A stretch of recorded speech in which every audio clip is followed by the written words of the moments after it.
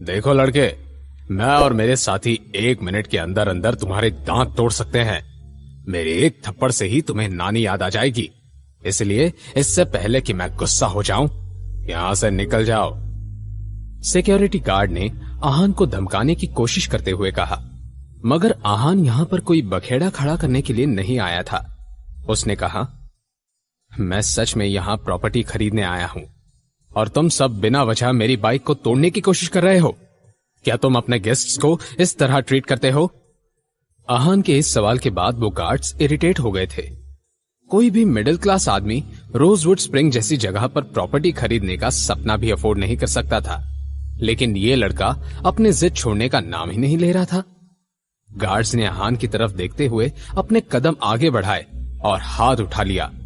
वो गार्ड आहान को पंच करने वाला था कि किसी ने उसका हाथ पकड़ लिया। गार्ड ने गुस्से से उसके हाथ की तरफ देखा तो वो देखता ही रह गया। बॉस, आप यहां? उस सिक्योरिटी गार्ड ने घबराते हुए कहा। आहान ने देखा कि उसके सामने एक ब्रांड एंड टिक्सैटो पहना हुआ हट्टा कट्टा आदमी खड़ा था। उस आदमी के बॉडी लैंग्वेज और गार्ड्स के डर को देखकर यह बताना बिल्कुल भी मुश्किल नहीं था कि वो जरूर कोई बड़ा और पावरफुल आदमी है। उस आदमी ने रौबदार अंदाज में गार्ड का हाथ छोड़ा और बोला, तुम्हारी हिम्मत कैसे हुई मेरे मेहमान पर हाथ उठाने की? क्या अपनी जान से हाथ धोना चाहते हो तुम कार्तिक कोहली के लिए काम करने के लायक ही नहीं हो। उस आदमी की बात सुनकर आहान को पता चला कि यह आदमी और कोई नहीं, शिमला शहर का सबसे अमीर आदमी कार्तिक कोहली था। वो रोजवुड स्प्रिंग का मालिक भी था। उसने गार्ड्स को नजरअंदाज किया और तुरंत आहान की तरफ देखकर बोला, मिस्टर राजादा, वेलकम। मेरे लोग आपको अच्छे से वेलकम नहीं कर पाए, इसलिए मैं आपसे माफी मांगता हूं। मिस्टर कोहली, अपने स्टाफ को आप खुद डिसिप्लिन कर सकते हैं। मैं इन सब में इंटरफेयर नहीं करना चाहता। आहान ने जब अपना फैसला सुना दिया था तो कार्तिक ने अपने गार्ड से कहा, मिस्टर रायजादा से माफी मांगो अभी। अपने बॉस की बात सुनकर गार्ड्स हैरान रह गए। यह मिडिल क्लास का देखने वाला और 3rd ग्रेड बाइक चलाने वाला लड़का आखिर था कौन, जिसके लिए उनके बॉस खुद चलकर एंट्रेंस पर आए थे? मगर क्योंकि उन गार्ड्स को अपनी जॉब नहीं खोनी थी, तो इसीलिए उन्होंने सर झुकाकर आहान से माफी मांगी। हमें माफ कर दीजिए मिस्टर रायजादा। आहान ने बिना कुछ कहे बस हां में अपना सर हिला दिया और कार्तिक कोहली से बोला, विक्रम जी भी यही होंगे ना? उन्हें बुला लीजिए, मैं घर देखना चाहता हूं। कार्तिक कोहली ने आहान को उसके बंगलों की तरफ जाने का रास्ता दिखाया और दोनों ही चल पड़े। कुछ देर में आहान एक बड़े से बंगले के सामने था। गेट के अंदर जाते ही आहान ने गार्डन देखा, जहां दुनिया भर के खास तरीन फूलों के पौधे थे। आहान को रिफ्रेश करने वाली हरियाली के बीचों बीच एक खूबसूरत सा फाउंटेन बना हुआ था। आहान को यह गार्डन बहुत पसंद आया। वो हर एक चीज को देख रहा था और बस यही इमेजिन कर रहा था कि अगर शनाया ये देखेगी तो कैसे रिएक्ट करेगी। कार्तिक कोहली आहान को अंदर ले गया। जैसा कि आहान ने अंदाजा लगाया था, यह बंगलो रायजादा खानदान की बराबरी कर सके इतना ग्रैंड और पॉश था। यहां के हर एक चीज की कीमत इतनी थी जिसे आहान जैसे नॉर्मल लोग इमेजिन भी नहीं कर सकते थे। यंग मास्टर, क्या आपको ये जगह पसंद आई? अगर कुछ अच्छा ना लगे तो मुझे बता दीजिए, मैं तुरंत बदलवा लूंगा। विक्रम ने अपने नए बॉस से सवाल करते हुए कहा। आहान ने इस पर कुछ नहीं कहा। यंग मास्टर, ये मिस्टर कोहली हैं, इस शहर के जाने माने बिजनेसमैन में से एक। विक्रम ने कहा तो आहान ने कहा, हमारी मुलाकात हो चुकी है। मैं आहान रायजादा। आहान ने एक बार ऑफिशियली खुद को इंट्रोड्यूस किया। आपको मिलने का मौका मिला इसलिए मैं आपको खुश नसीब समझता हूं मिस्टर रायजादा। आपको वेलकम करने के लिए मैंने लंच का इंतजाम किया है। उम्मीद है आप मुझे मना नहीं करेंगे। कार्तिक कोहली खुद एक बड़ा आदमी था और ये बात जाहिर थी कि वो सबसे बड़ी कंपनी से अच्छे रिलेशन बनाना चाहता था। इसीलिए वो आहान को खुश करने की हर मुमकिन कोशिश कर रहा था। आहान को यह समझने में ज्यादा देरी नहीं लगी और उसने कार्तिक के लंच के ऑफर को एक्सेप्ट कर लिया। जब कार्तिक कोहली लंच के अरेंजमेंट्स करने के लिए बाहर चला गया तो विक्रम ने आहान से कहा, यंग मास्टर, कार्तिक कोहली भरोसा करने लायक लोगों में से नहीं है।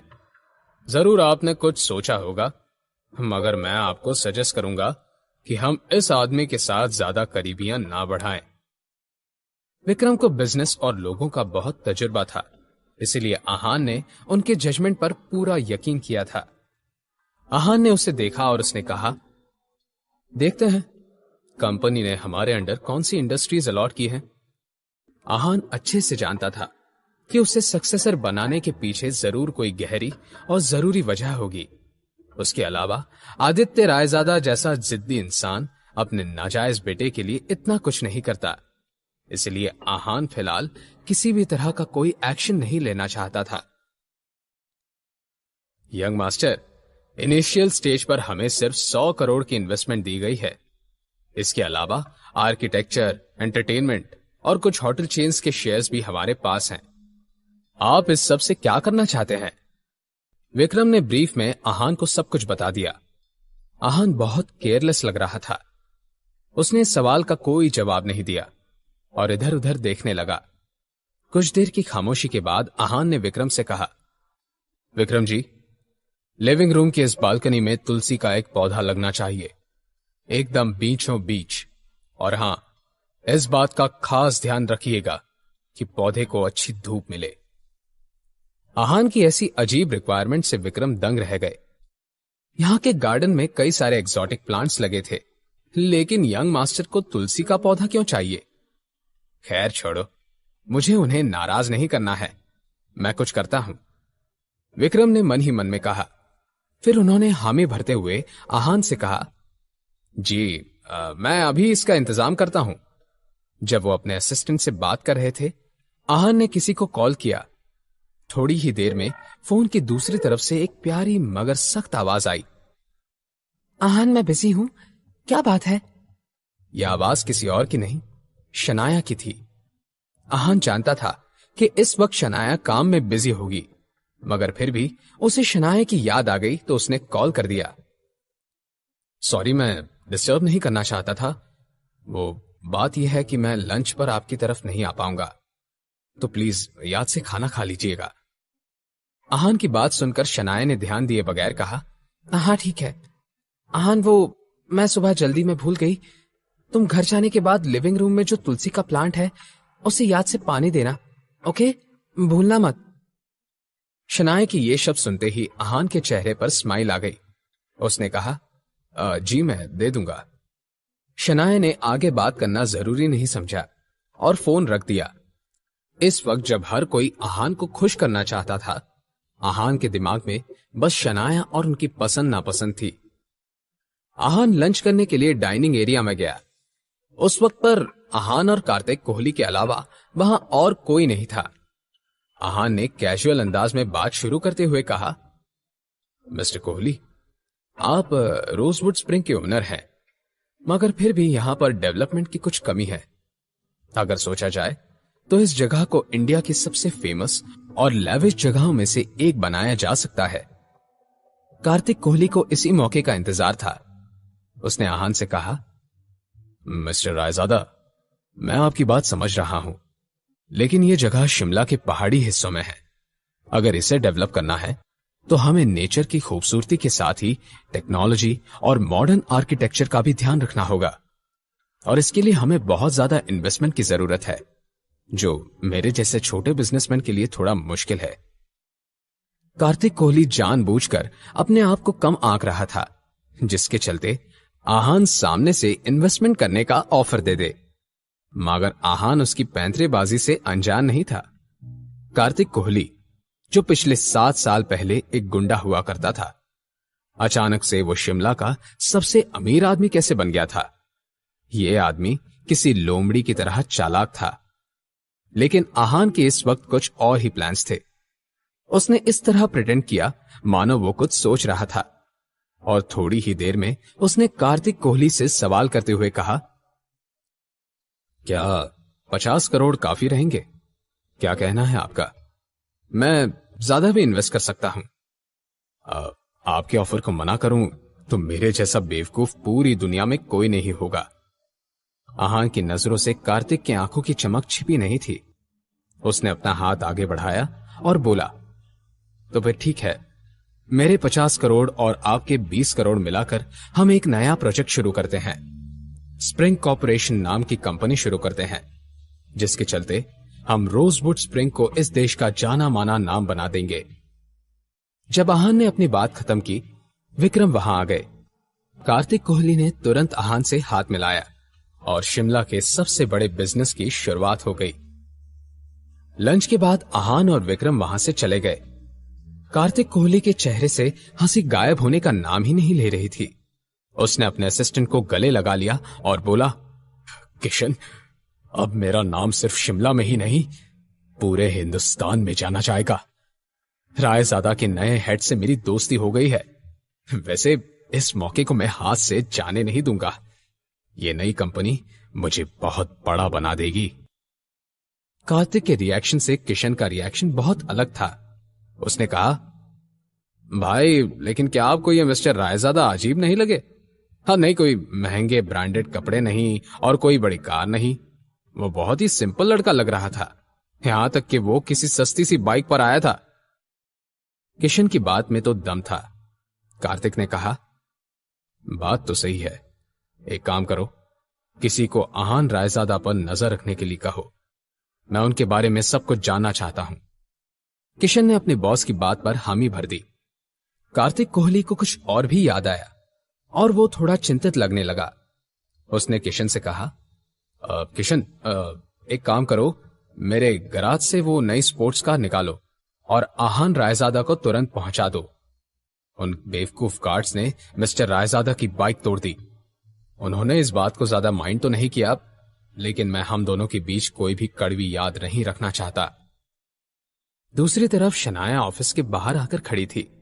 आज तो घर जाने के लिए देर भी हो गई थी, लेकिन आहान का कोई अता पता नहीं था। हर रोज वो शनाया को ऑफिस छोड़ने और लेने जाता था। ये रूल शनाया के पापा शेखर गिल ने बनाया था। आहान भी रोज अपना काम अच्छे से पूरा करता था, मगर 3 सालों में पहली बार आज वो लेट हो गया था। शनाया आज बार बार अपनी घड़ी की तरफ देख रही थी। तभी उसने एक चिढ़ाने वाली आवाज सुनी, अरे ये क्या ये मेरी प्यारी बहन शनाया नहीं है? शनाया ने देखा कि उसके पास एक छोटा और रिवीलिंग ड्रेस पहनी एक लड़की खड़ी थी।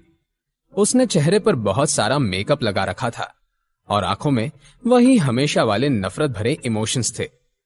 ये लड़की कोई और नहीं, शनाया के दूसरे चाचा की बेटी शगुन गिल थी। इन 2 बहनों के बीच कभी भी नहीं बनती थी। शगुन हमेशा से शनाया से जलती आई थी। शनाया, क्या तुम आज भी उस निकम्मे घर जमाई का इंतजार कर रही हो? उसके लिए धूप में खड़े रहने की क्या जरूरत है भला? वो कौन सी कार लेकर आने वाला है?